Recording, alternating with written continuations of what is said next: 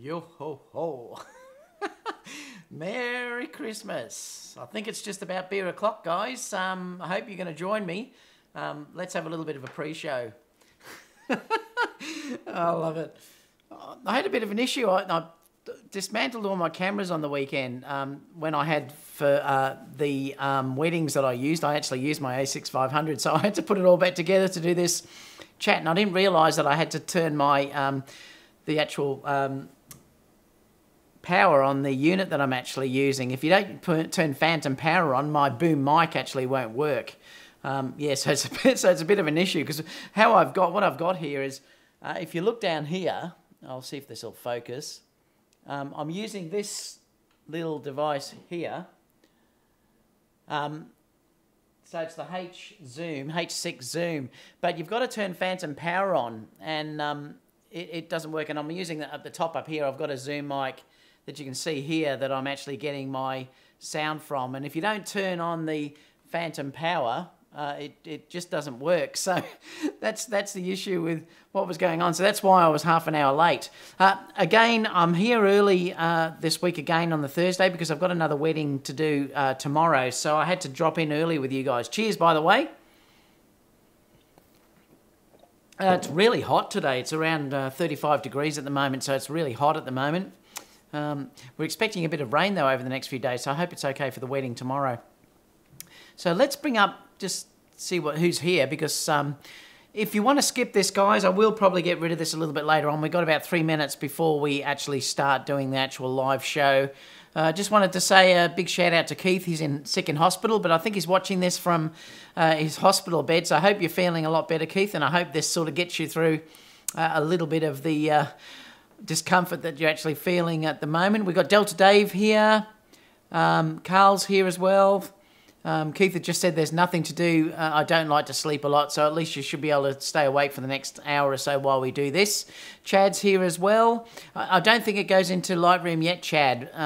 It'll be updated fairly soon, though. They're usually fairly quick updating stuff after they're released. What else have we got? Stuart's here as well. BMCP's here. Delta Dave obviously is here. I am DeBrown's here as well.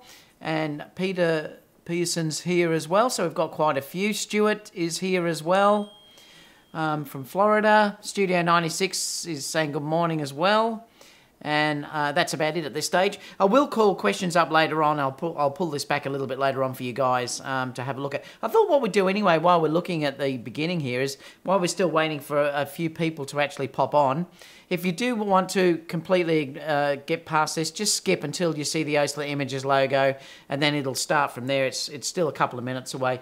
I thought I'd take you through the shoot that I did. I love my A9 so much. I actually went and did a shoot on the weekend. Let me just move this over so that I can bring this up. And let me go back to here for you. Oh, I've got to go that way. Yeah, so we did this shoot on the weekend. Ben, who may appear on here, assisted me on the day. It was just stunning. I used natural light I did use natural light for the whole part of the formal parts of this ceremony. I didn't use flash at all.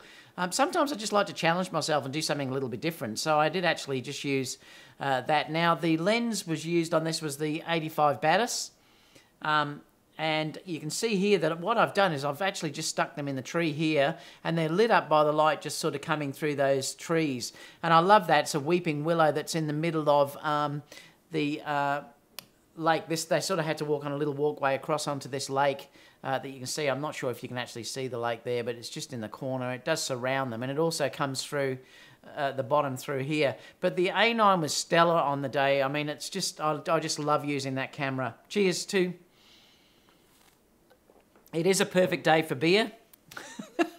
That's for sure. Who was saying that? Melissa. Hi, Melissa. How are you? Thanks for joining us. And we got Van here from Texas. Yeah, it's just beautiful. And I love, this is a perfect example of what I love to give brides for their wedding, when basically this is a perfect image that they could blow up. I really do like images where it's not all about the bride and groom, because they can tend to get sick of looking at themselves if their faces are massive on an image. But if you give them an environmental image like this, it becomes more like a portrait rather than just having you know, an image of just their heads massive on an image that they can get sick of looking at. You'll never get sick of looking at these more environmental images. The second image I'll show you, these are the only two that I've actually edited on this wedding so far. This was the second one that I actually did. Again, this was shot with natural light. No flash was used here at all. And this was done with really bright sunlight. It was really very contrasty, so I did way underexpose. And again, this is one of the advantages of the Sony system. This was the A9 again. It's great to be able to recover what you need to later on, and that's what I did for this. I just basically exposed for the highlights on her dress and then underexposed everything else, and it brought up this beautiful moody image, which is right down my avenue of the way that I'd like to shoot. You know, it's just perfect, dark, moody, and I've had a hell of a lot of response from this video, this file that I've put on Instagram and Facebook at this stage. Like I said, I only did this one on last Friday, so I still haven't edited most of the images yet as well. Thanks, Melissa. I'm really happy with how this turned out. It's gorgeous. She was a stunning bride. The camera was just stellar. The focusing was just incredible again. I honestly definitely think that the Sony A9 is the best wedding and events camera that you could buy in the world at the moment. It is just stunning. I know the A7RIII also is going to be an amazing wedding and event camera, but for me, for most of my shooting, I don't need that megapixel file size. I'm happy shooting with the A9 and then occasionally bringing out my A7 II. But like I said, I may get the A7 III sometime next year. But we'll talk about all of those in the news section of that's going to come up in a second. So let's get rid of the pre-show because I'm going to actually start the chat. We've got a stack of things to talk about. So I'll bring that up and we'll start in a couple of minutes.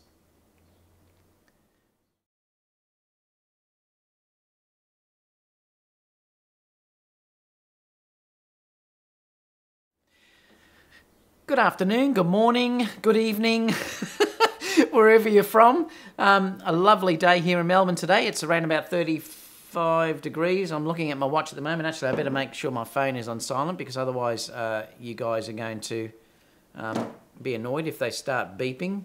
So let me just get rid of all of these. That way we won't have any interruptions. I always forget to do that. There we go. Yeah, I've got a stack of stuff to show you. I had to come a day early again today because I've actually got another wedding to do tomorrow, and then hopefully after that I'll be able to go back to the Fridays for you guys as well. But yeah, I've had to change it up the last few weeks because of wedding season, which has just been nuts. I did a couple of different weddings last week with a fair bit of travel actually, where I had to go inland to do one of the weddings. Luckily, the bride and groom paid for me to stay for the 2 nights that I was up there, so that's really good. It was beautiful accommodation. We were watching kangaroos walking past us and things like that. It was just gorgeous. So I had that to do. Tomorrow I've got a wedding in Dalesford that I'm actually doing, so I'm looking forward to that as well. Hopefully it's not going to rain. They're predicting 100 millimetres of rain over the next 3 days here in Melbourne, which is really... We usually don't get much rain at all, but they're predicting it to have bucket loads, so hopefully it won't be too wet. I'm hoping it comes in late and then I don't have to worry about the wedding. But yeah, all the wedding went fantastic. I was using obviously the A9 and the A7RIII, the A6500, and I also did fusion on the wedding on Saturday, where I used the GH5 with my Sony cameras as well. And it all went fantastic, so I was really happy with how the weekend went. We will have time for questions, obviously. Cheers. We will have time for questions after I've taken you through the news and the rumours. I'll bring that back and we'll have a specific time for questions. So please just fire away with those questions and let me know anything. Now, if you actually say @DavidOsler, it'll highlight it, and that way you'll make sure that I can actually see the question and won't miss it. So that'd be a good thing to do if you're on there. Please, if you can, give us a thumbs up. I'd love you to give me a thumbs up and get more people on board.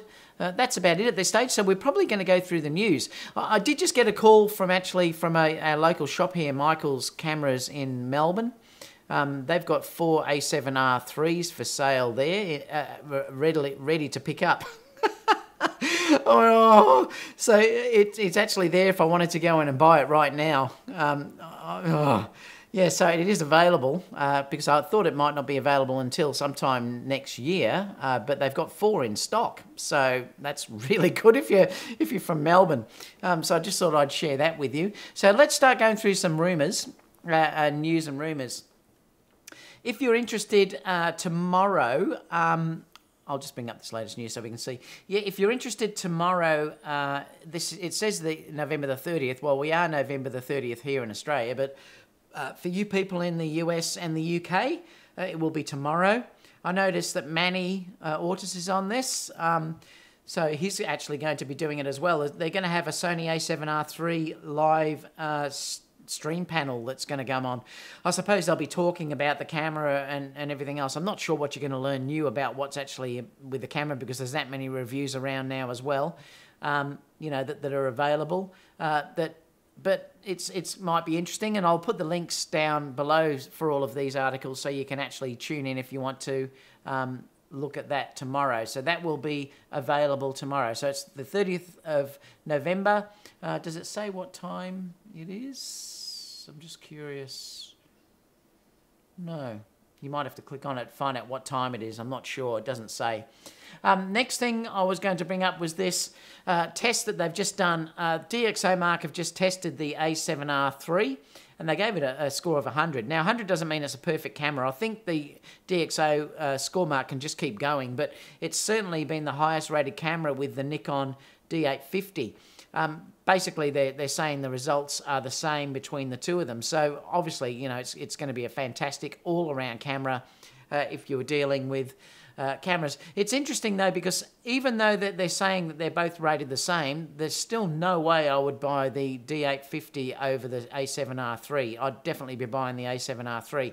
Like I said, just the viewfinder, the EVF in that camera and the stabilization alone would be enough to make me move towards the Sony rather than the D850. And clearly, if you're also dealing with a little bit of fusion as well, nothing's going to match that for fusion in the fact that you can shoot amazing video and also get incredible stills out of that as well. I know the Nikon D850 can also shoot video, but it's not going to have anywhere near the focus capabilities or even the profiles that the Sony has.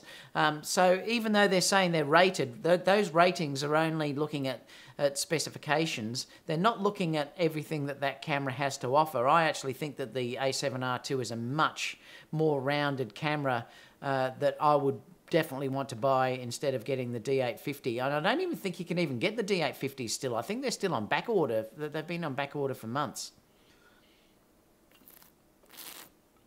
Oh, this beer is so good. I've had it in the freezer. Oh, it's beautiful. So that's interesting, and you can check out the overall scores. You can see here that the D850 is 100 and the Sony A7R2 is also 100. Portraits 26.4. The portraits on the A7R3 is 26, which is interesting because it's got the same score as the A7R2. The landscape, it's 14.7, so you can see it's gone up. Not quite one there, but it's 13.9. It's 14.8, basically the same. Sports is 2660. It's 3523, so it's much better, the A7R3 for sports. And that, I think the sports relates to things like ISO and things like that as well. So you can see, though, the cameras are very evenly compared, but like I said, if I had to choose one of those two cameras, I'd definitely be getting the A7R3 over the Nikon D850. I just think it's a much more rounded camera. Like I said, the EVF and the stabilization alone would be enough for me to buy it. And I love that form factor. I know a lot of people keep going on about the form factor. It's too small. I love that. I don't want those big cameras anymore, and I think that's a fantastic camera. So, yeah, so that's interesting. Again, let me know in the comments if you want to have a chat about that and throw some questions in. There's another thing here that they're talking about the pixel shift, which is interesting because they're saying it gives a one-stop dynamic range increase, which is quite a lot. So if you were shooting landscapes, and obviously it's very, very still, you're going to gain a one-stop whole advantage by using that pixel shift over using a conventional shot.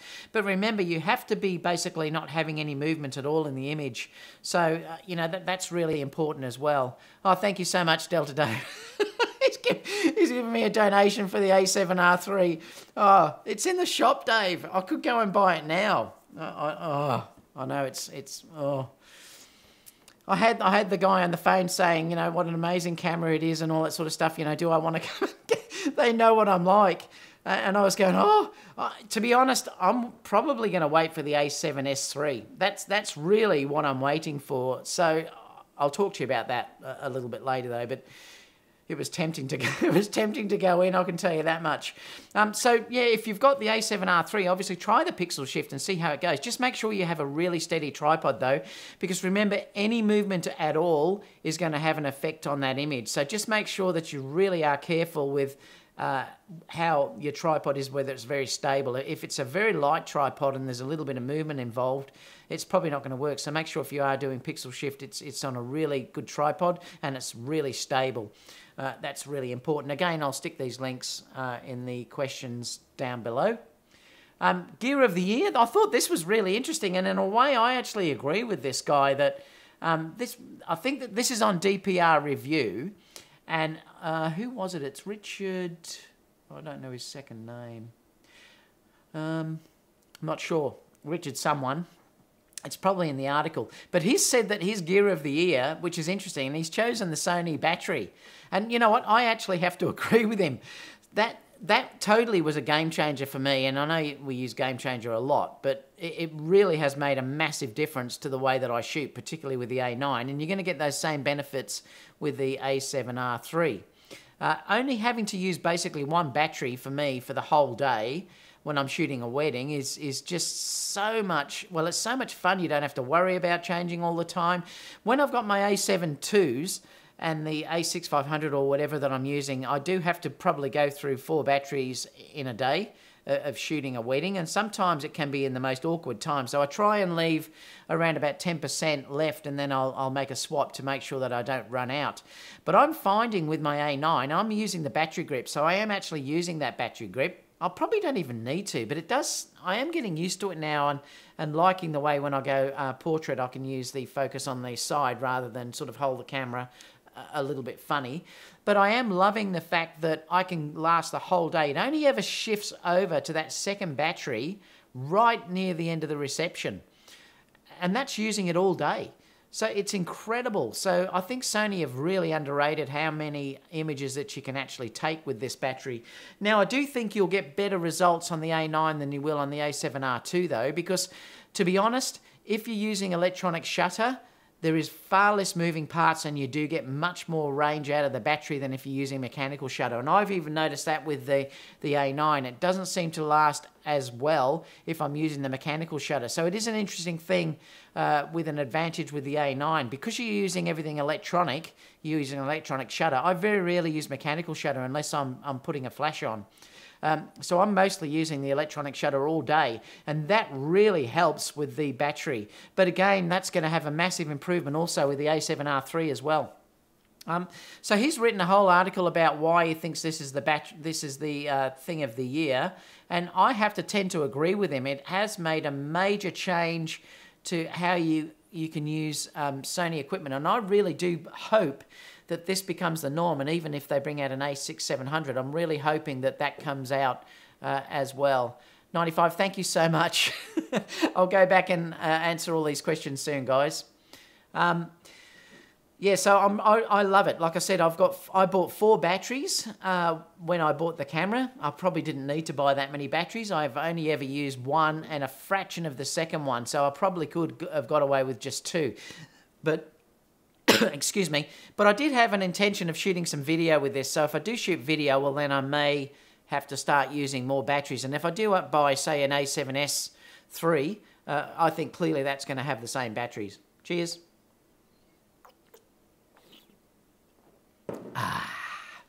So that's another really interesting article, and again, I'll put that down below.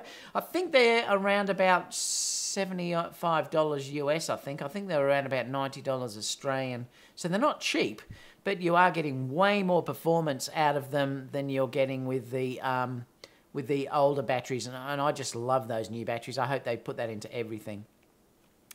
Another thing too, talking about the A7R star reading issue, they have said that, well, initially they said it was fixed, but it's not. But it is looking apparently much better, well, a little bit better than what the A7R II was. And this article where you can actually read talks about that, and you can actually see them side by side. This is the A7R III on this side.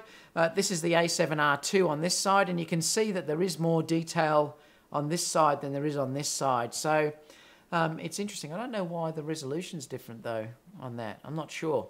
But anyway, you can read that article. Like I said, I definitely noticed a difference with my A7R II when they updated the firmware, and I don't know why Sony just don't fix that. I'm not sure what's going on. I noticed that difference when I went to New Zealand compared to the year before. It was much better, my A7R II, the year before. So I am still hoping that there's a fix coming out for that. So you'll be able to read this article anyway if you want to look at that. Another thing too with the A7R III, this is a time-lapse. I won't play it all, but I'll just play a little bit. Let me just move this up so you can see it. This time-lapse was shot with the A7R III, and it was done in New Zealand. I don't know whether I can get music in. I'll just see.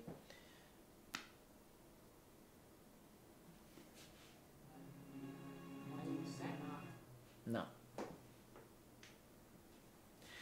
You can see here that this was shot in New Zealand, and basically there's a whole article that you can read about this. But this guy seems to be quite a master at using time-lapse.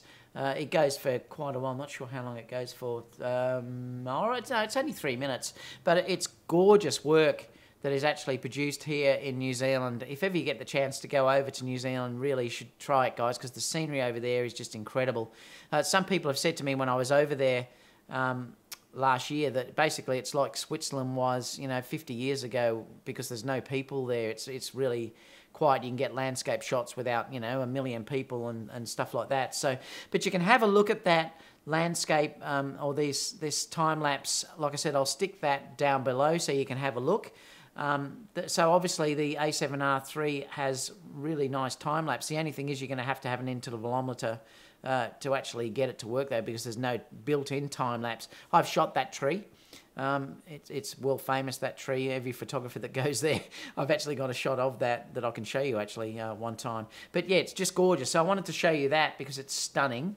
Again, if you want to watch the full video, you can have a look at that. And there's a whole article in there that goes through basically about how it was all done and about him. So it's a really interesting article if you are interested in doing some time lapse. And you can see here that he's showing how he's using gimbals and things like that to move up to give that perspective or that movement that's actually going on. But it's really stunning work. There's actually quite a lot involved if you're going to do time lapse successfully.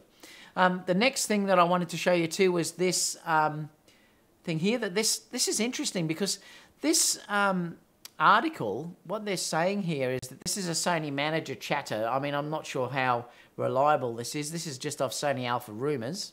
Cheers. Oh, thank you so much, 95. Oh, no, I said that before. Thank you so much, 95, for that donation. I'll answer that question later. The Sony manager chatter said that he's talking about the medium format Sony camera that could be available. But the interesting thing is that he's saying that it's likely to come as an RX model. Now, let me know in the chat too whether you think that this is a possibility, because I think that's a bit strange. I don't understand why you'd put this type of camera in a camera that you can't change lenses, where it's a built-in lens. So I'm not quite certain why they're saying that, or he's saying that it will be an RX format. I'm not quite certain why you would want that, because I would have thought that if you were going to do this type of camera, that you would be doing it where you can interchange lenses. So that's interesting. Whether there'd be an issue with they have to change the lenses because they're not going to fit that form factor. The FE lenses may not fit that form factor. I'm not sure, but it's an interesting article. So let me know what you think about that in the chat, because I'd love to know whether you think that is Sony doing the right thing there by having medium format but putting in into an RX type model camera where the lens would be built in. Let me know what you think about that. I just thought that was a really interesting article, and they're talking about it in 2018 sometime by the look of it. So, interesting. Another thing here too, I thought I'd talk about this, that Sony have just basically upped the CFast range of cards. This is the world's fastest card, I think. It's 530 megabytes per second, and it's 150 write, which is incredibly fast. So now they're doing this as well as, what's the other card? I'm trying to think what's the one I had with the D4S. Someone might let me know in the chat. But it's interesting because I'm wondering whether this card being released now may be released for the Sony A7S III. I'm just wondering whether that might be a possibility, that this card could be used in the A7S III. Let me know what you think about that. Do you think that that could be a possibility? Because this would be a great card if you were shooting, 4K 60p or whatever at high megabits. That could be pretty impressive. So let me know whether you think that could be a possibility. Do you think they'd be moving away from the cards like what they're using in the Sony A7R III and the A9? And that they may go down this avenue. It just seems interesting that they've released that now. So, yeah, strange. But again, you can have a read of this if you want to. The article's all through here. So Sony, are developing different cards, which is a really good thing. Oh, QXD is the other format, yeah. QXD I had in my D4S, and that was incredibly fast. And I was hoping in a way that would have gone in the A9, but they probably would have had to have made the body a little bit bigger, so that could be an issue. Again, I'm not sure what's going to happen with the A7S III, whether that body is going to be made a little bit bigger to allow for heat and things like that, so it's going to be interesting to see what Sony do with that. There's probably a reason why they're taking a little bit longer to get that out, and I'm just wondering whether they may put something like that in. You never know. Another thing too, now this isn't related to Sony, but I wanted to talk to you about this because there's rumours, very strong rumours going around that there's going to be a new Panasonic GH5s release, which is going to be a low-light version of the GH5. There's an announcement apparently on December the 15th or something where it's they say it's going to be announced, and probably with a new sensor. They're talking about that this one is going to get rid of all the photo side of the camera. It's going to have the same GH5 body, but they're going to get rid of everything photo-wise and put, say, something like a 10 to 12 megapixel sensor. I think it needs at least an 11 megapixel or something to get 4K 60p out of it. But I believe that's what's probably going to happen. Now, the reason why I'm mentioning this is because this could be the thing that makes Sony think they have to get the A7S III out fairly quickly. If this is announced in December the 15th, I don't think Sony will want to wait much longer to announce a video-centric A7 series camera. So this could be a really good thing if you're waiting for an A7S III to come out. And I probably am. That's probably more what I'm looking at actually getting. Because, like I said, for me, I'm shooting Fusion, and which is photography and also videography at the same time. So at the moment, I'm quite happy with the cameras that I've got, in the fact that I've got the A9, and I've also got the Sony A7R II, and the A6300 and the A6500. So I've got all those cameras that I can use for video and also stills. I'm using Sony more for the stills, and also using things like the A6500 for on a gimbal, because it's probably the best camera you can ever put on a gimbal due to the autofocus. And I'm using the GH5 for more of the static video and the general video work that I do. And mixing the cameras, I've had no trouble really mixing them, so it's not really an issue in doing all the colour correction. The thing that I really want is 4K 60p. Cheers, Gem. I really want 4K 60p. And I'm hoping that Sony bring that out either in an A6700 or an A7S III. This is probably the reason why I'm not going to buy an A7R III at the moment, because I think, particularly with the GH5s being released, if that's announced in late December, Sony cannot wait too much longer to announce something that can compete on that level. I definitely think they're probably, if they were going to hold out, this may push it forward. I think that's what will probably happen. So I'm hoping that Sony will announce something. I don't think it's going to happen this year, but it may be very early next year, because I can't see them. If this new GH5s comes out, and it will give you, if you Google stuff, that's Max Yurov just did a video about it this morning on his YouTube channel. So if you wanted to actually check that, you'll sort of see he's discussing it as well. And if they do bring out some low light GH5, like I said, I think Sony have to compete, because to be totally honest, at the moment, the main difference between where I will use my GH5 and the Sony is anything where it starts to become low light. I can use the GH5 up to 1600 ISO, and it looks really clean. Anything over that, it starts to be a little bit noisy. That's where I would immediately go for my Sony gear. So then if I was in a reception and it was quite dark, I'd then start using the Sony, like the A7RIII or the A6500, even the A9 I could use in low light. So I have got those to use in low light. So clearly, if the Panasonic, that's the main area that people whinge about that camera, is the low light and also the autofocus, but it's the main light component of that camera. So if Panasonic have worked out a way to increase that noise on that camera, and they're saying, if you watch Max's video, he thinks it will compete with the A6500. That's what he believes it will compete with, and that's really the A6500 and the 6300 is a really good camera for low light. You can easily get 6400, even higher than that if you need to. Max talks about 12,000 ISO. I don't go that high with it, but I'm quite comfortable going up to 6400 ISO. And to be honest, if I need to go above that, I would be using lighting anyway. Even if I'm at 3200, I'll tend to add lighting into a scenario anyway. So if Panasonic can get a camera that works well in low light and can compete with the A6500, Sony have to answer that, I believe. So Sony have to bring out either an A6700 or they have to move forward the A7S III. Let me know in the questions what you think about that, guys, because I'd love to have a discussion about that later on once we finish this, because I've only got another thing to go through and we'll start going through questions, because I'd really be interested to see what you think about that as well. Yeah, so, and also they're talking also there about a Leica 75 1.25. What a beautiful lens that would be. The last thing that I wanted to discuss with you was this Rokinon. There's a few reviews online, which is the Zeiss, Rokinon versus the Zeiss AF test. There's one there that you can answer, and also one where it's a friend of mine here from Australia, which is Hannah. He's got one where he reviewed it as well, and that's quite a substantial review as well. I'll stick these links down below so you can have a look at the reviews. So that's a really interesting one too.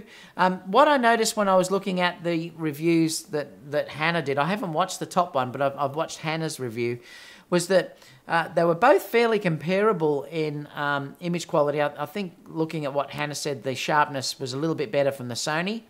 The main difference to me though is definitely things like, he said that the focus was pretty good, but the focus was a little bit noisy on the Samyang or the Rokinon. It's the same camera, same lens. The focus, you could hear it coming through the actual microphone. So if you were using an on-camera microphone, there's a possibility that it may pick up that noise.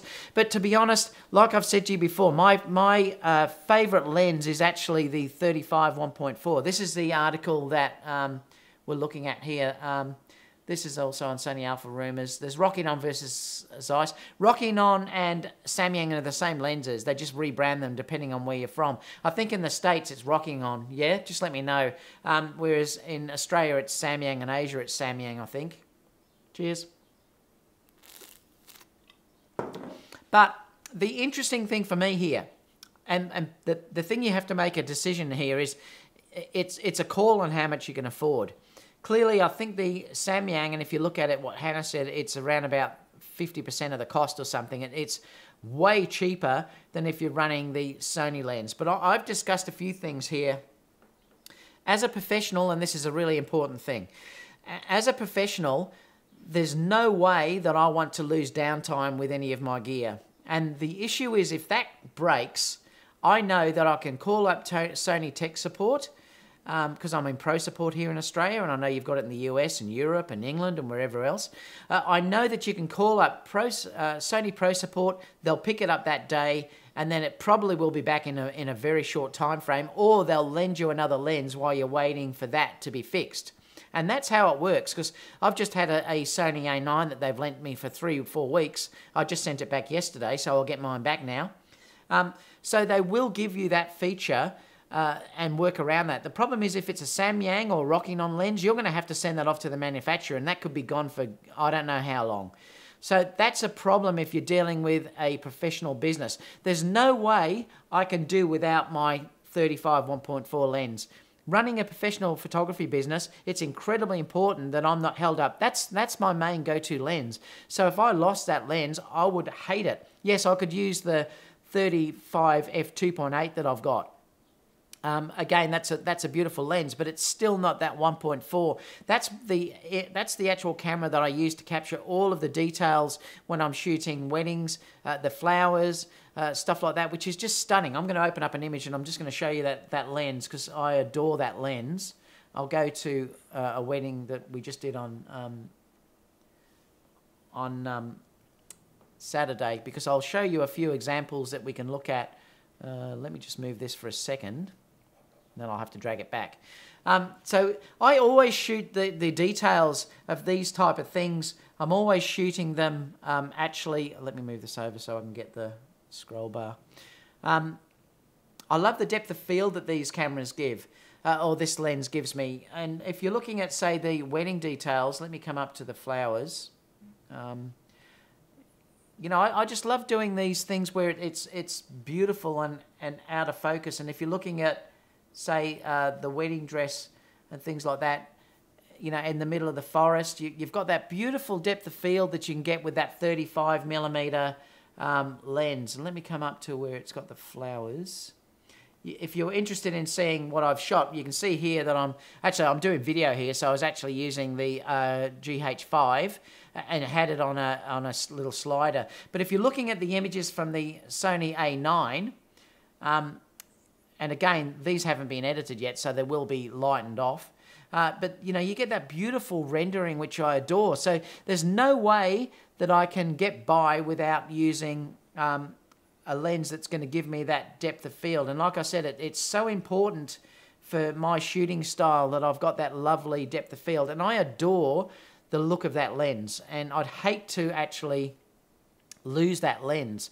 And that's why I'm saying that, you know, if as a professional photographer I've lost that, that's going to affect my style, and then I'd have to try and go and rent one somewhere or whatever. I don't have to worry about that if it's Sony. The other thing that's really important for me too is shooting video. I love the fact that that's got a declicked aperture. That is the best thing ever if you're shooting video, because you can click it on declicked and then you can smoothly transition the aperture as you need it, rather than having a step, which you'll see if you're using the Rokinon or the Samyang. So again, that's another feature that I would pay for just to get that feature alone. So they're features in itself that, yes, you are paying double, but I think it's worth what you're paying to get those extra features to have that Sony lens. So let me know in the comments what you think about that, because I'd just be interested to know. Let me just quit Lightroom so it's gone. So let's go over to questions, because I'd love to know what you guys have got. So fire away some questions, guys, because I'm going to scroll right back and we can go through them together. It's just I'll have to have a beer.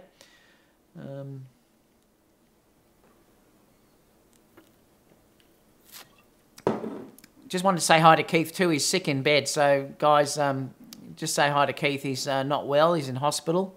So I hope you're feeling well, Keith.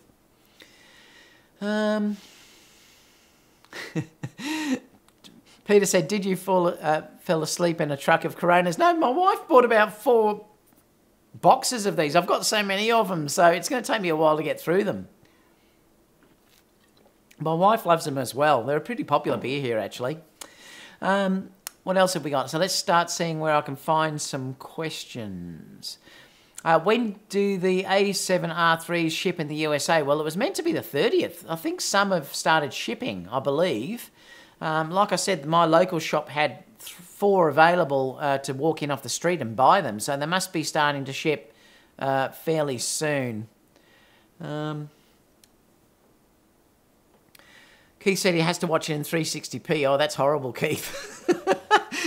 Might make me look a little bit better. I'll probably look a bit younger. Delta Dave, let's get those thumbs up out of the way, people. Oh, thank you so much, Dave. Thanks for saying that. Melissa, yeah, perfect weather for a beer. It is. It's beautiful here today. Tony said the A7R3 shipping is starting tomorrow. Okay. Well, Melissa's talking about the images that we had there that I showed at the beginning. You'll have to go back and look at the beginning if you want to look at those couple of images that I actually watched. DJ Stingray said, wow, incredible. Thank you so much. Richard's saying hi. Ben's here. Hi, mate. How are you? Ben's popping over this afternoon just to say hi to me. What else have we got? Okay, so 95 said 2 A9s and an A7R2. Do I need to upgrade to the A7R3? It depends. Look, to be honest, I probably, if you're in that situation and that's what you have, I probably would get the... well, it depends. If you're shooting a lot, if you're shooting landscape, things like that, well, it may be a worthwhile upgrade. But I think if you've got 2.9 and an A7R2, I'm not sure. I'd wait and see what the A7S3 has to offer before you do that, because it might give you another option, 95, that you could go to if you wanted to go down that avenue. Like I said, I haven't got the A7R3. I've got the A7R2, and I'm really comfortable with that at the moment, although I could walk in now and go and get one. But I'm quite comfortable with that. If I wasn't going to get the A7S3 if it comes out, or the A6, I probably would go and buy that now. But I'm trying to hold out to see what they say is in the A7S.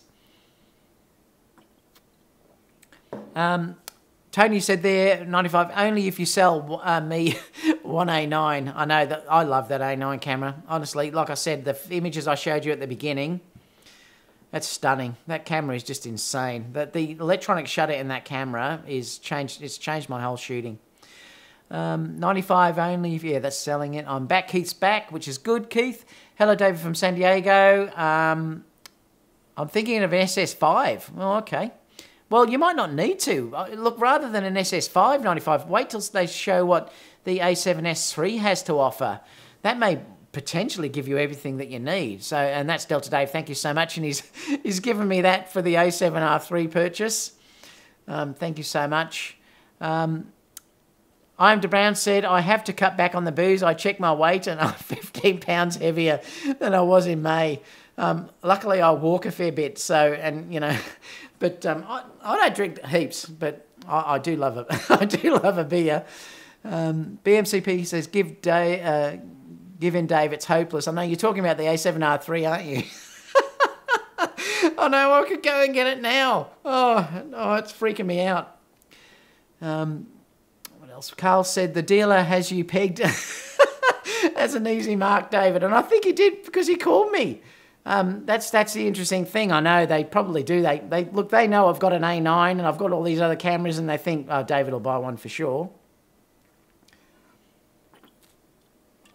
Delta Dave said, thinking the pixel shift will be outstanding for those detail shots. And you may be right, you know. Things like that where you've got all of the detail, because apparently the pixel shift does give you that extra detail.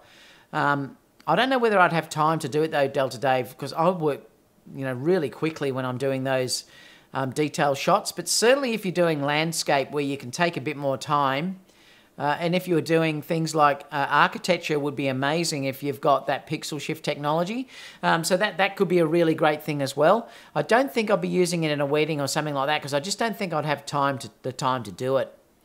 What else have we got? 95 said 2 A9s and an A7R2. Do I need to upgrade to the A7R3? Well, we discussed that, and I don't think you do, mate. But just wait and see.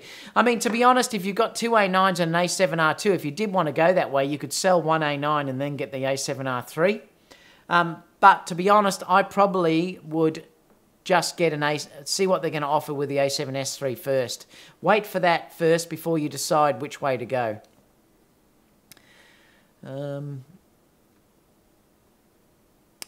Ben saying hi. Keith said hospital internet sucks. Keith said he likes doing time-lapse. I do too. I really enjoy it. And that's why I love the time-lapse apps that are built in. I wish Sony hadn't got rid of those. It's a pain. That's one of the apps that I did actually use in the Play Memories apps. And I found that app worked really quite well.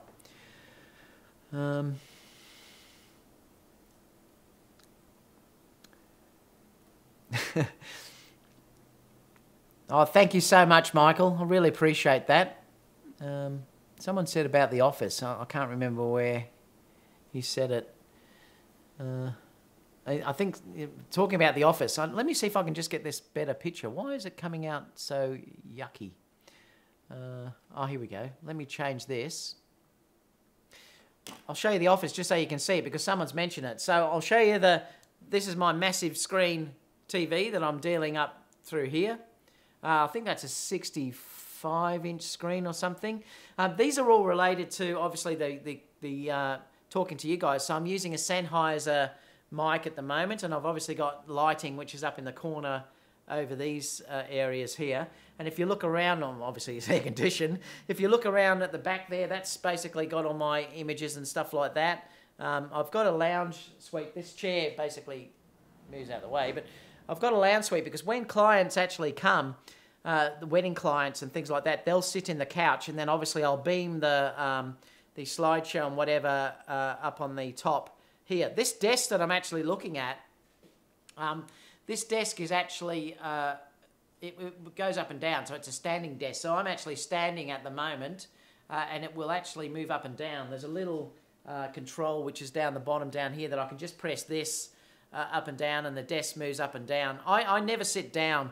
I'm always standing up. You can see Susie there in the background, and obviously my studio is through the back into that section there. This is a purpose-built studio, so I've built this studio just for it because I've had really high ceilings. That you can see how the plaster has been put in these ceilings. It lets me use these massive C-stands and raise them right up with big modifiers. Like I can use a 5-foot octa and raise it above the model's head because the ceiling's really high in these things. And I've also fully insulated it so that it's really nice and cool in these, and warm also in winter. So, and this is basically my setup of your desk. You can sort of see that, you know, I've got these controls if I'm dealing with music. This is what I use if I'm doing Lightroom editing.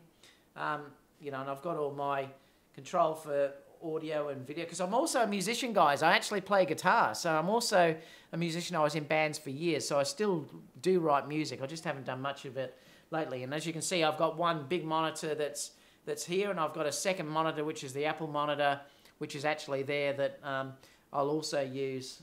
Yeah, so that gives you an idea about my office and how it works. Let me just go back to this.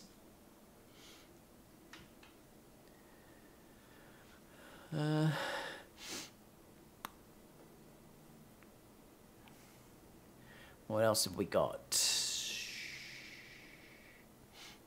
I'm just going to, need to come back to here so that you can see the actual questions. Ben said, I've seen David Office and it's pretty impressive, would make a great video. Well, there we go. I've just done a little bit of it, Ben.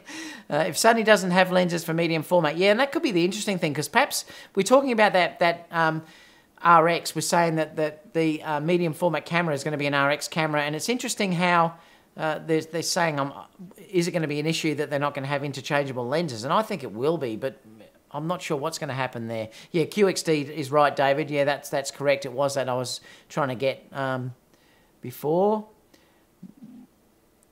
CFast might be for the Micro Four Thirds camera. Could be. That could quite possibly be true. Got to look at the Sony A7R3 at National Camera. I think I will finally switch from Canon. And you know what? I wouldn't blame you. There's no way nowadays I would be staying with a digital SLR. I have to be honest with you guys, even though this is a Sony discussion, I did shoot full Nikon, and I've never ever regretted moving over to Sony. The body alone, the stabilization, the EVF is just fantastic. Ben knows, because Ben, I did that wedding that you saw a few minutes ago. I did that wedding with Ben. Ben was my second shooter. Ben's in the chat now. I was laughing because I was shooting the wedding and I did not have to chimp and look down at the actual screen. I could see Ben over in the corner because it was a really challenging day. It was really incredibly hot and it was also incredibly bright. Ben will chime in a minute. He probably didn't realise that I was looking at him.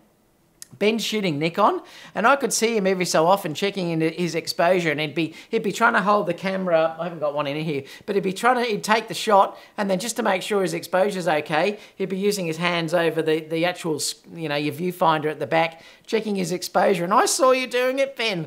And you know what? You don't have to do that with Sony.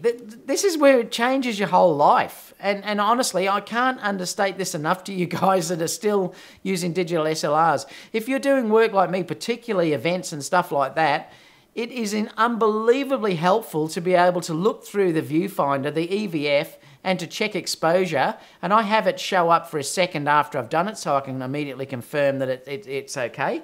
But you know, you don't have to try and struggle. I used to use a loop, and I've still got it in my back room. I used to use a loop on the back of the camera to actually view the image on the back of the camera. You don't have to do that anymore. That's a big enough reason alone to move over to these type of cameras, mirrorless. And I can't say that enough. I'd hate to go back. When I recently used that Canon, the 5D Mark IV, I hated the fact that I'd lost the EVF.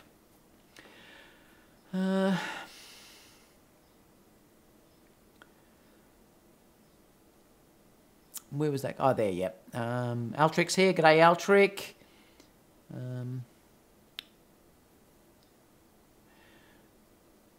What else have we got? I want the GH5 now. It's a great camera, Keith. I mean, it's a great camera for what it is. I mean, I have to be honest, I still prefer the Sony. I mean, I still prefer what the Sony gives me, but the GH5 gives me things that at the moment the Sony just can't give me. For instance, on the wedding that I did on Saturday, it was around 35 degrees and I had to put that camera out in full sun to record the wedding, and that wedding went for about 45 minutes. I just left that in full sun. It was doing 4K recording. I record everything in 4K because then I can crop in, and I didn't have to worry about that overheating once, and that is a big plus. Plus, I also didn't have to worry about the time limit. Now, I can use that in the A7R2 or the A6500, but basically if you've got an A7R3 now, or the A7S3, you're probably going to lose that support of having unlimited recording. So that's an issue in itself. So I probably would keep the GH5 just for that aspect alone. But if you're dealing with run and gun and stuff like that, you just can't beat the Sony. But I am happy with the GH5. It's a great camera. Ian Brown said, were you right to call Tony Pro... you were right to... You should call Tony Pro Support.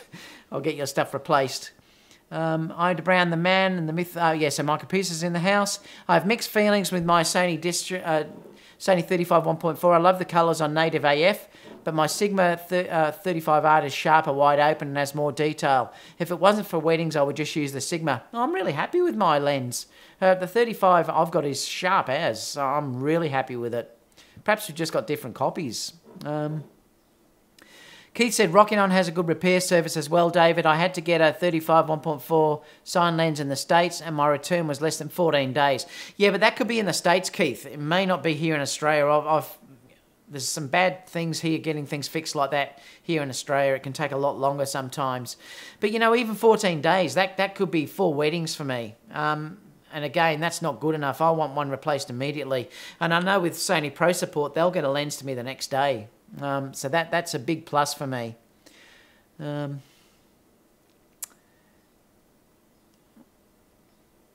else have we got? I have a question. Using your A9 and the A7R2, how many files can you place on a 32 gigabyte or 64 gigabyte card? Well, I can only tell you because I only know the A9 because I checked that on the weekend, and the 64 gig card gave me around 2,500 hectare. So the thing is, I suppose with the A7R3, you're going to get half that roughly, so you probably get 1,000. It's still a lot. That's 64 gig though. I never used 32 gigabyte cards, but I know the 64 gig card I was getting about 2,500 on the A9. I can't tell you that I can't tell the exact figure on the A9 because it's coming back to me. It should be back tomorrow, I think.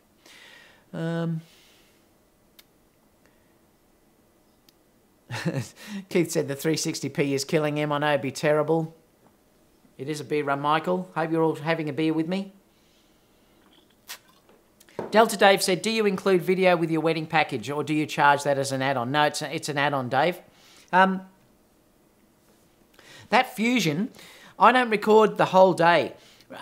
If you go back, you'll actually see some of the videos that I share. I'm only offering a 3 to 4 minute highlight reel of their wedding. My intention is not to basically do full-on videography. I just don't want to do that. I haven't got the time to do the stills and the full video because, to be honest, just shooting a full wedding and everything is boring. It's just boring. I love to give that beautiful 3 to 4 minutes. And I charge $1,200 for that. So it's a $1,200 add-on. So usually, though, I'll get another person to carry my bags for that day. But it is a $1,200 add-on. And they'll get this 3 to 4 minute highlight reel of the day. And it does sort of cover the whole day. The beauty for me is that I don't then have to worry about other videographers getting in my way, because I had a real issue a couple of weeks ago particularly, and I'm going to show you. I hope Bethany doesn't mind me showing you this, but I'll actually discuss it with her as well. But I had an image that I showed the other day. I'm just going to go to Bethany, so it'll take me a minute to bring this up. Where are we? Bethany, here we go. Let me just see if I can find this image, because I'm going to talk to you about what actually happened. I've just got to find the wedding part. Again, these are all unedited at this stage. I just want to find the first kiss and show you the exact thing that happened, and this is why I like to do it all myself.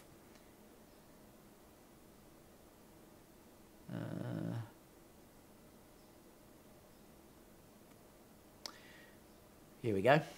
All right, so let me just change over to the full thing.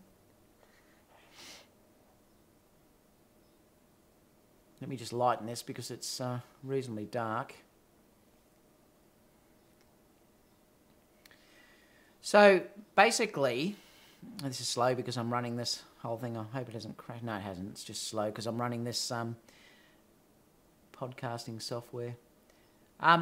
Basically what happened was, just to show you what's going on here, this guy, and I think he may be related, so I'm not, look, it just happens, but this guy, we had a videographer on the day, which was the interesting thing. I'd recommended a videographer because they wanted a whole day videoed. I don't do that. Like I said, I'll recommend someone that I like working with.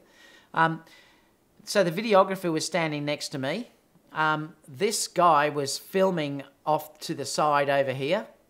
And basically, just before the kiss, he walked straight in over the thing. Now, I've missed the kiss because basically he walked right out in front of the actual couple.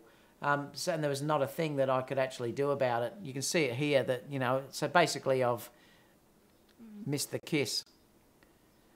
So you can see what happens with, this is the type of thing that can happen. I hate losing control, and this is what's happened. Now, luckily, my other shooter was over to the side, so she has got the images. You can't see the whole thing. I mean, I have to pull it down.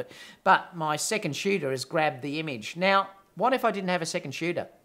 So this is a real issue of, you know, what can happen. I had no idea that he was going to walk straight in front of me. No idea at all. So that basically is a massive problem for anyone who is dealing with shooting weddings and things like that, that it becomes a huge issue if you're doing your whole work. You know, and you've got to hope that the bride understands it's not your fault, but, you know, you just don't know whatever's going to happen later on. I mean, there's nothing I could do about that, and luckily I've got it in the contract that it's not my fault, and she can see on the image too what actually happened there. It was a church, so I couldn't ask him to move because it was really quiet, and it would have been awful for me just to say, mate, get out the way. So that's an interesting scenario. Also, then the guy who was standing next to me had that same issue. So normally what happens is I'll do it all myself. Now, I know that videographer that I've recommended, it's not going to be an issue. So for me, he works great with me, and he'll stay out of my way, and I'll sort of stay out of his. And I do try and work with any videographer that I work with, but sometimes you get these people that just won't cooperate, and that can be the type of thing that happens. You know, you'll get a boom mic that sort of comes in over the top of your image, and it's wrecked images, and I've had that before. That's the main reason why I wanted to start offering Fusion, because then I could do the whole lot myself, and I don't have to worry about an image like that being ruined. The interesting thing for me is, next time, and I've learned something from that, I really should have gone up to him before the wedding and said, whatever you do, don't come into the middle. But I just took it for the fact that no one would do that. You just can't believe that someone would just do that and walk in front of you like that, especially when there was already a videographer there capturing it, and he just walked out with a handy cam and wrecked those images. So that's a real problem for me. So yes, so I do. I offer it for $1,200. And it gives them that 3 to 4 minute highlight reel. I mic up. I do all those sort of things. The celebrant's mic'd up. The bride is mic'd. The groom's mic'd up. I'll do interviews and things like that. I love doing it, actually. I really enjoy doing it. It's hard, though. I mean, I'll walk down with a gimbal in one hand with the A6500 on it and the A9 in the other hand, and I'm just taking photos like that as I'm walking down the aisle. It must look quite funny. What else have we got?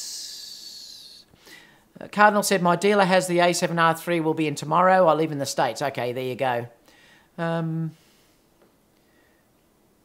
Michael's donation, thank you so much. He's got it. He's given it to me for the A7R3 donation. I said before, Michael, I can go and get it now. I got a call to say there's 4 in the store, my local store. Oh, I really am waiting for the A7S3, I think. Ever thinking about getting a drone? I have got a drone, and I do drone footage. Let me show you. I'll see if I can open one for you, because you can see a bit of footage that I did the other day. Where are we? Let me just see if I can open one.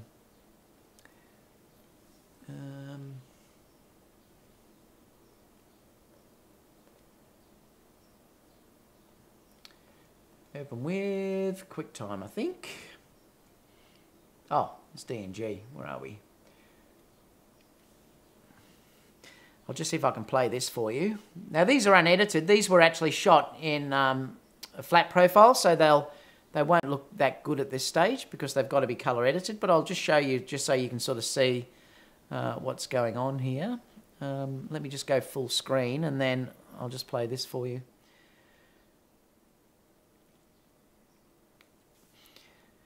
So I actually flew out to the middle of the river, and this is a lot bigger than that, but there's a few separate things that I'm actually doing here. That's one image that I'm actually playing, and if you look at another one, I'll show you one where I've got the bride and groom dancing with the car. Where are we? QuickTime. You can see here that basically what I'm going to be doing here is, so I'm just flying over this car, and this is the Murray River in the background here, and you can sort of see that the bride and groom are standing there. And later on, I actually had them, I mean, this is still all got to be cut and everything, but I had them down. Oh, you can't see because I'm in the way. They were dancing sort of in between. So yes, so I'm taking stacks of drone footage as well. I love doing the drone work. I really enjoy doing it. And I'll only be using, like, even though I've taken sort of 10, 15 seconds, I'll only use 5 seconds of those images. So I just choose the best part of those things. So yes, I do use a drone. Could you make a video someday how you make your live show? Yes, I'll do that one day, Peter. Ben said this does not do your studio justice. Yeah, it's a lot bigger than it looks on that video. Ben, you're right. Justin said, I'm getting seasick. Just moving around that thing. That video was haywire. Did it go crazy, did it? Yeah, you know why? Because it's probably that camera just can't take it. And it's just one of these cameras that I was using then for the office tour, so it's probably no good. Checking my histogram, Dave. It was the only option. And this is what I'm saying to you, Ben.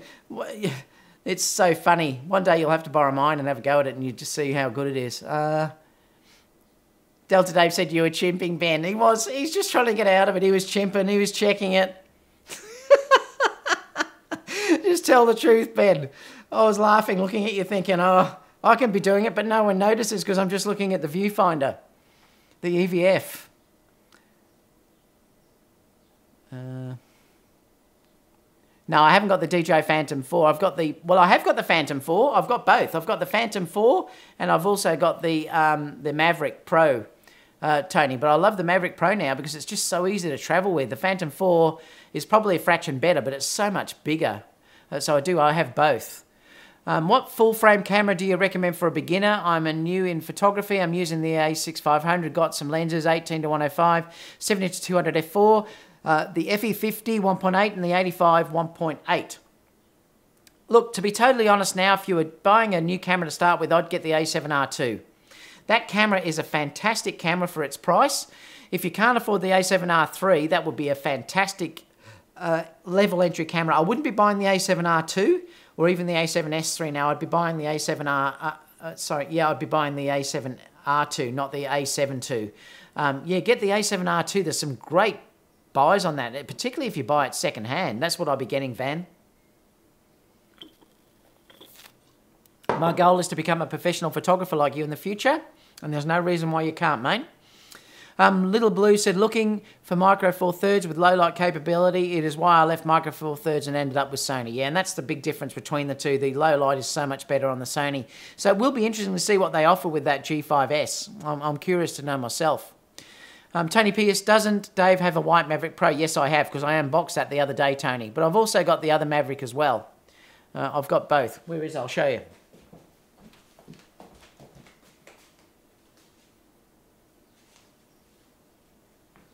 So that, yeah.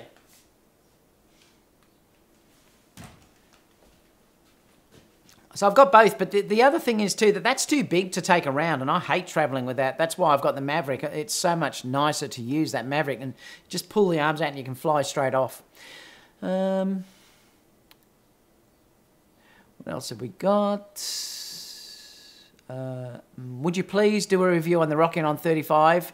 I haven't got those lenses. I've got no 30-part lenses, Van, so I can't do that. You'd have to check online. Like I said, Hannah's done a really good review, which you'll see for that, and I'll be putting that link down below so you can watch that review as well. Michael said, B&H has a nice sale on the Druckus lighting, half price on most of their lights. Oh, that's good. Just got some 3K Fresnel 1000, that's really cheap. The 500 Pro's 189 and the 1000 Plus 650. And for those lights, that is cheap. Yeah, they're really good lights, Michael. I did look at those RGB lights the other day. I can't remember if that was the brand, but they look really nice too. Is that what those ones are? Keith said, I can't watch this anymore. I'm just going to have to watch because it's 360. Ben Ashford said, on this image, oh, this image is amazing. David Johnson said, hello. Oh, that's just saying hello. You think you can make a culling and editing videos for one of your weddings? Oh, okay, take you through how I cull them and stuff. I'd enjoy seeing that from a skilled veteran. Yeah, I may do that one day too. Mel said, what we do when somebody blocks our shots is we take the shot, and if the couple complains we don't have the shot, we show him the culprit that blocked the shot. I'll be discussing that with Bethany, Mel.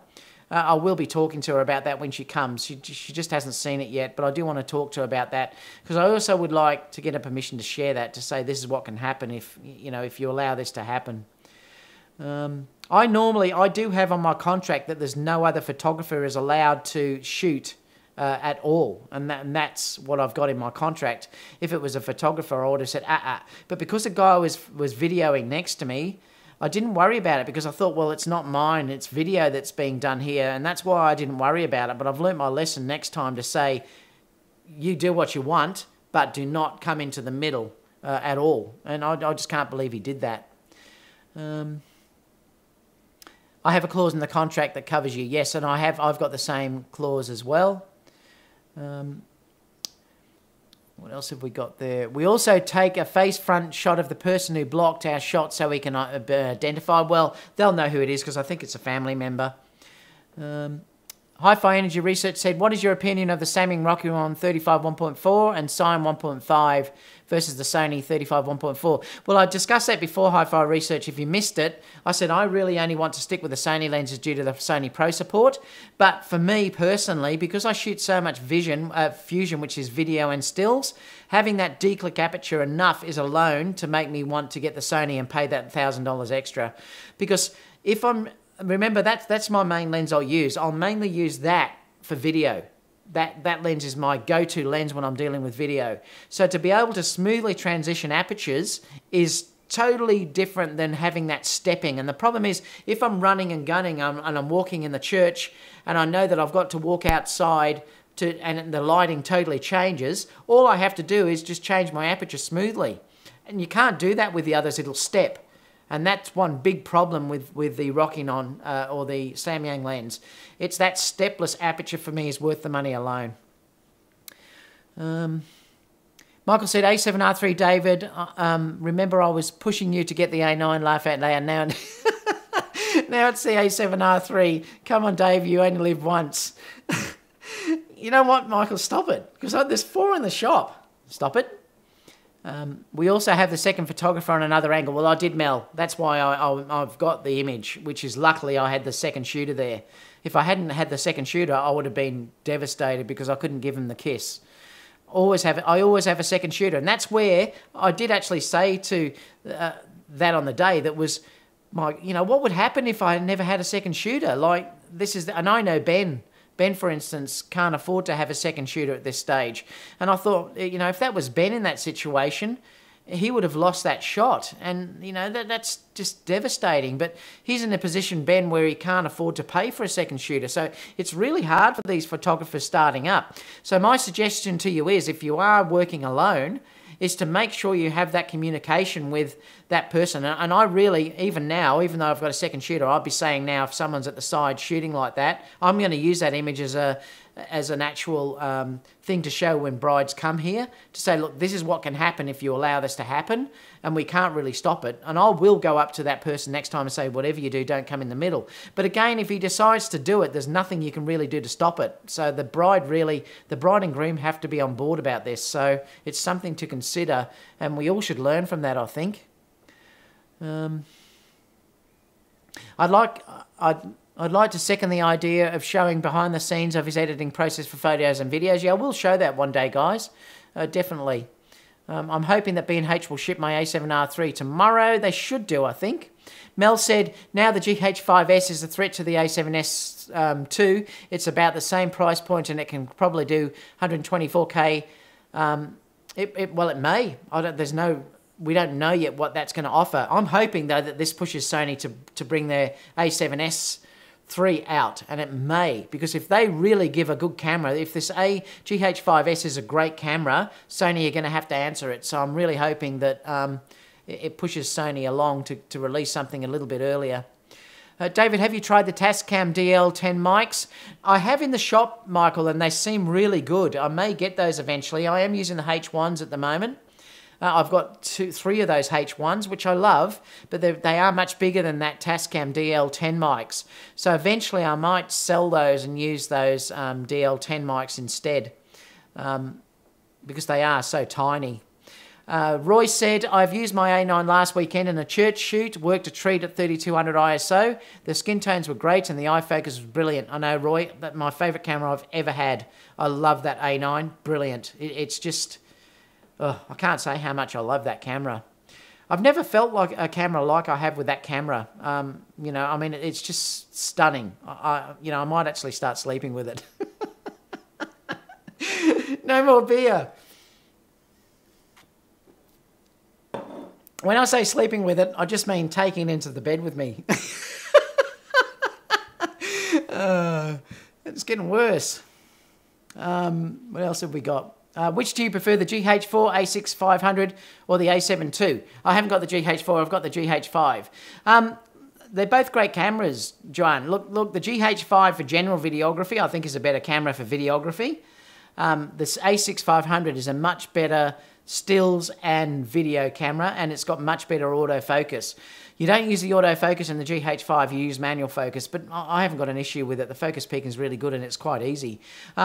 So yeah, the GH5 is definitely better for video because it's got 4K 60 on board, and the megabits is actually the frame rate is higher, etc., like that. So you know, it's a much better video camera.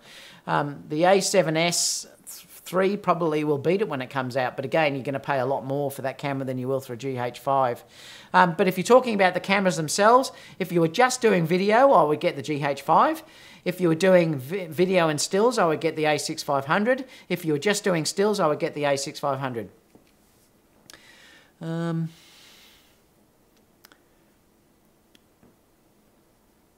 Michael said, have you... I've already answered that. Oh, they're on sale for 140, are they? Is that on B&H, Michael? Roy Put said, they already answered that.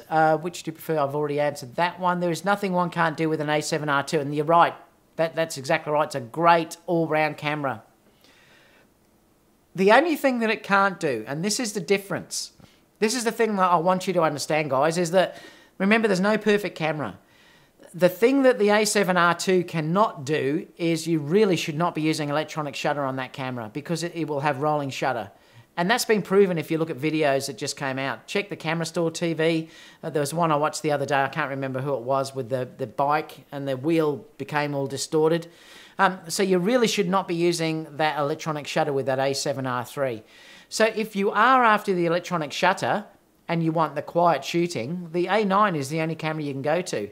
I still think the A9 has better video than the A7R III. I still, from what I've seen, it's still by far the best video that's out there. Where the A7R III is better is an overall camera because you can do beautiful landscapes. It's got better dynamic range. You know, you've got the 10 frames per second if you're using flash. So they'll work fantastic in tandem. But clearly there's no perfect camera. The A9 is still perfect for what it does. I still think the A9 is the better wedding and event type camera. The A7R III is a better general camera. If you're talking about shooting overall, the A7R III is a much better camera for shooting overall of video and stills. You know, and so it's a much better camera in that way. If you want 20 frames per second, clearly the only thing you can get is the A9. I'm just laughing at Ben's comment. Ben said, move over, Kerry. The A9 is moving into the big bed. How are you living such high intensity, high quality live stream? I'm not sure, John. It's just what I'm doing. I've got the NBN here, which is very high. It's a very high stream, so I can really put out very high quality streams over here. The internet's very good here. Michael said the RGB lighting is Unungo. Okay, nice and cheap. Yep. What else have we got? Smooth transitions for aperture are very nice in video, and they are. And that's why I'm saying, look, if you're only shooting photography, the Samyang will be perfect because, you know, there's no issue if you're shooting the Samyang and you're dealing with that where you haven't got this stepless aperture ring. The beauty with the Sony one is that you can put it on automatic and then you can use your normal camera controls to control the aperture. Or you can then, if you don't want to use auto, you can then just manually move your aperture ring over. The 85 1.4 has this as well, the G Master. But to have the stepless aperture that is declickable is a totally different thing if you're dealing with video. It's so much better than using one where it steps. You just can't use that type of lens for video. I've already answered that one. Roy said, I used my Sony 35 1.4 during my last shoot and it was great feel in the hands with great results. Yeah, like I said, it's my favourite lens. That's my favourite lens with the Batis 85 and also the 24 1.8, which I'm using now on the A6500 here. I adore that lens as well because it gives me the 35 focal length as well. Ultimate mirrorless video combo, A7S III and the GH5s with every native lens. I know, how good would that be? That would be incredible. I think I'll still probably keep my GH5 because of the overheating issue, that I never have to worry about that overheating. The other thing too about that camera is it's incredibly great weather sealed, and that can be a real advantage too. I really am confident I could take that out in the rain. Whereas I'm not so confident with my Sony gear. The weather sealing is just nowhere near as good as what the GH5 was. So really, if you are dealing with a perfect scenario, and I do think that your combination is so good in that respect, that mixing something like the GH5 for what you need it for, and then obviously use Sony for everything else, like the autofocus. If you're just doing the run and gun stuff, you could use the Sony, things like that. So I think they work great together. David B&H, okay, it was B&H, and I ordered a white DL10. They come in black but white. White, that is a really great idea, Michael, getting a white one of those for a bride. Yeah, even a celebrant could be a good thing to get white.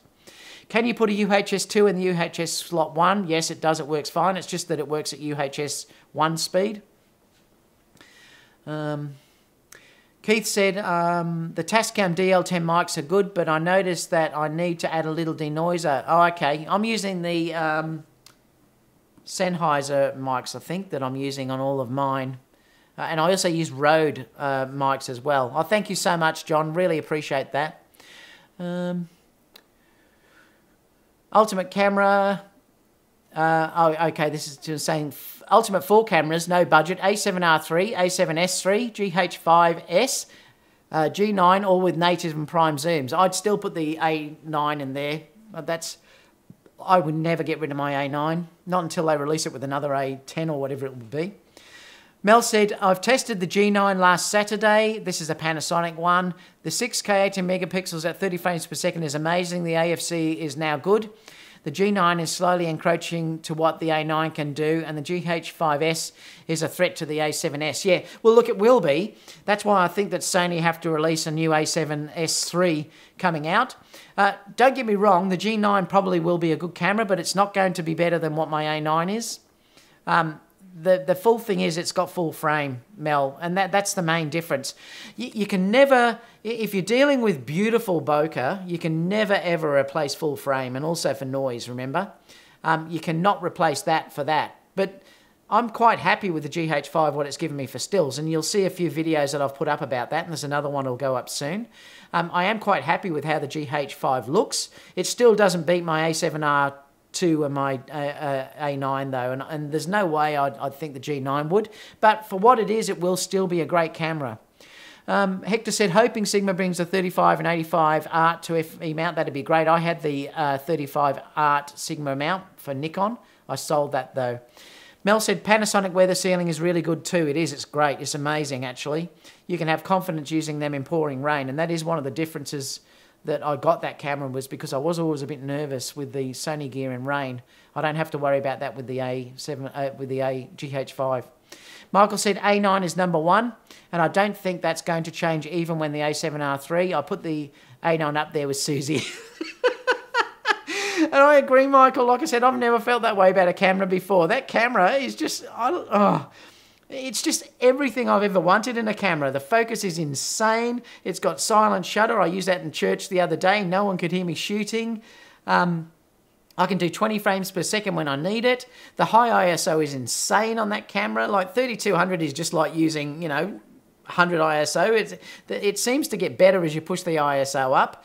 It's just incredible. The video is amazing. The autofocus in video is incredible. The only thing it lacks is the picture profiles. And clearly, the A7R3 is better if you're dealing with flash. It will also be better if you're dealing with dynamic range. So like I said, those two cameras will be perfect together. And I envy you having both. Like I said, I've got the A7R2. Don't think I may get that camera. If my A7R3 goes, I'll definitely be getting it. But I think my next camera probably will be the A7S. I think that's probably what will happen. That's about it. So we're down at the end of the questions. Any last questions before we go, guys? Otherwise, I've been on about 2 hours and 15 minutes, so we better call it a day. If you can, love you if you could give me a thumbs up. I may not post as many videos over the next couple of weeks because I'm actually that flat out with work. It's incredible. I will still try and post a couple. I'll definitely have live next week, though. It should go back to Friday next week or Thursday your time in the US and the UK. It'll probably go back to the normal time on Thursday.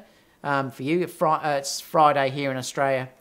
I think that will happen. If not, it will be on the Thursday, but I'll definitely have the live on next week. I won't stop doing the live at all. I just may have to cut back a little bit on videos over the next 2 weeks while I'm trying to catch up on all this wedding work. What would you recommend to start doing first, portraits or weddings, events? I definitely wouldn't start with portraits, Hi-Fi Energy. Do with weddings or events.